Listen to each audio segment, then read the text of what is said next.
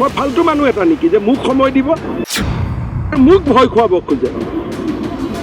মই কংগ্ৰেছৰ ভয় নাখাওঁ, মই মাৰ গাখীৰ খাই জন্ম হৈছোঁ। আমিও আমুল তাজা খাই ডাঙৰ হোৱা নাই, আমি ভয় কৰা মানুহ নহয়। প্ৰসংগ চৰকাৰী চাকৰি আৰু অসমীয়া নাৰীৰ সতীত্ব। কংগ্ৰেছৰ দিনত চাকৰিৰ বাবে বেয়া পথত নামিছিল যুৱতী। পঞ্চায়ত নিৰ্বাচনৰ প্ৰচাৰ সভাত মুখ্যমন্ত্ৰী ডক্টৰ হিমন্ত বিশ্ব শৰ্মাৰ বক্তব্য। APSCত চাকৰিৰ কাৰণে 1 কোটি 1.5 কোটি টকা ঘোষ দিছিলে আৰু জাষ্টিস বিপ্লৱ শৰ্মা কমিশন ৰিপৰ্ট এছেম্বলিত গৈছে। কংগ্ৰেছ দলৰ শাসন কালত অকল টকা নহয়, সেই ৰিপৰ্টত লিখা আছে ছোৱালীয়ে আৰু কিবা কিবি কৰিব লাগিছিল। ক'ব মই নোৱাৰো, মুখ খুলিব মই নোৱাৰো, লিখা আছে। ইয়াৰ পিছতেই সৰব হৈছিল প্ৰদেশ কংগ্ৰেছৰ সভাপতি ভূপেন বৰা। অসমীয়া নাৰী সমাজক চৰম অপমান কৰাৰ অভিযোগেৰে মুখ্যমন্ত্ৰীৰ বিৰুদ্ধে প্ৰতিবাদী কাৰ্যসূচী গ্ৰহণ কৰিছিল মহিলা কংগ্ৰেছে। জ্বলিছিল মুখ্যমন্ত্ৰীৰ পুত্তলিকা। পিছে তাৰ পিছতো মুখ্যমন্ত্ৰীৰ ঘোষণা। উল্টা আকৌ মোৰ ফালে কাৰ পোনাই আছে, পাগলা নেকি? মোক কি 24 ঘণ্টা সময় দিব লাগে জাষ্টিস বিপ্লৱ শৰ্মাক। মইতো নিজৰ কথা কোৱা নাই, বিপ্লৱ শৰ্মা কমিটিৰ ৰিপৰ্টহে পঢ়িছোঁ, ৰাকেশ পালৰ মাকৰ ষ্টেটমেণ্টহে মই পঢ়িছোঁ। মোক কি সময় দিয়ে? মোক ফাল্টু ভাবিছে নেকি? মই এতিয়া যেতিয়া কেছ ঢালিম, কংগ্ৰেছবিলাক ক'ত যাব? মইতো এটা কথা, মুখ্যমন্ত্ৰী হয় মই, নেদেখা কথা নিলিখা কথা মই একো নকওঁ। মুখ্যমন্ত্ৰীৰ স্পষ্ট কথা, যি কৈছো সেয়া অৱসৰপ্ৰাপ্ত ন্যায়াধীশ বিপ্লৱ কুমাৰ শৰ্মা কমিটিৰ প্ৰতিবেদনত লিখা আছে। ৰাকেশ পালৰ মাকৰ উদ্ধৃতি দি কমিশ্যনৰ ৰিপৰ্টত আহিছে। মইতো এছেম্বলিত বিষয়টো পঢ়া নাছিলো, লাজ লাগে কাৰণে। পিছে প্ৰদেশ কংগ্ৰেছৰ সভাপতি ভূপেন বৰাৰ মন্তব্য, বিপ্লৱ শৰ্মা আয়োগৰ প্ৰতিবেদনত সেই কথা নাই।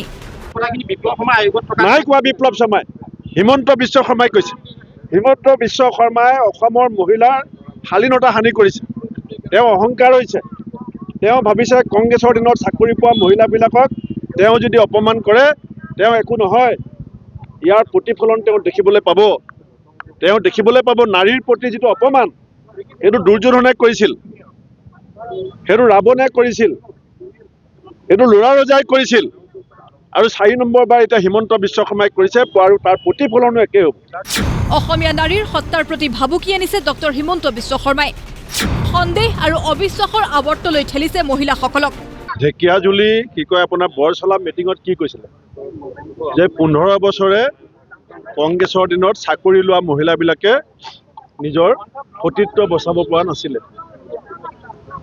বিপ্লৱ শৰ্মাই এনেকুৱা কথা কৈছে নেকি? কথাটো আপুনি চাব, হিমন্ত বিশ্ব শৰ্মাই অসমীয়া নাৰী সত্তাৰ প্ৰতি যিটো ভাবুকি আনিছে, আজি কলেজৰ প্ৰফেচাৰনি, ইউনিভাৰ্চিটিৰ প্ৰফেচাৰনি, টেটৰ টিচাৰ, অংগনাবাদী কৰ্মী, আশা কৰ্মী, নাৰ্ছ, আমাৰ দিনত হাজাৰ হাজাৰ মহিলাক যিমান চাকৰি দিয়া হৈছিলে, ইয়াৰ মাজতো হিমন্ত বিশ্ব শৰ্মাও 15 বছৰ মন্ত্ৰী আছিলে। 15 বছৰ তেওঁ মন্ত্ৰী আছিলে। তেওঁ কি ধৃতৰাষ্ট্ৰৰ ভূমিকাত আছিল নেকি? তেওঁ যিবিলাকক চাকৰি দিছিলে ফটো আছে। সেই মহিলাখিনি আজি তেওঁ সন্দেহ আৰু অবিশ্বাসৰ আৱৰ্তলৈ ঠেলি দিছে নে নাই দিয়া? বিপৰীতে মুখ্যমন্ত্ৰীৰ বিৰুদ্ধে যুঁজ অব্যাহত ৰখাৰ হুংকাৰ ভূপেন বৰাৰ। অসমৰ মানুহৰ স্বাৰ্থত, অসমৰ জীয়ৰী বোৱাৰী, আমাৰ বাই ভনীসকলৰ আত্মসন্মান আৰু স্বাভিমানৰ স্বাৰ্থত এই যুঁজ অব্যাহত থাকিব। মুখ্যমন্ত্ৰীয়ে কৈছে যে মই ফাল্টু নেকি? নিজকে কৈছে যে মই ফাল্টু নেকি? এনেকুৱা অহংকাৰ ৰাৱণৰ হৈছিলে। ৰাৱণ ফাল্টু নাছিল কিন্তু অহংকাৰী আছিল। দুৰ্যোধন ফাল্টু নাছিল কিন্তু অহংকাৰী আছিল।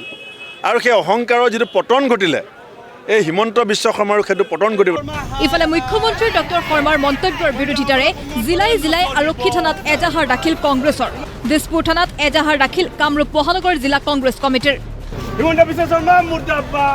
ডিফুত কাৰ্বি আংলং জিলা কংগ্ৰেছে দাহ কৰে মুখ্যমন্ত্ৰীৰ পুত্তলিকা। ব্যুৰো ৰিপৰ্ট, প্ৰতিদিন টাইম।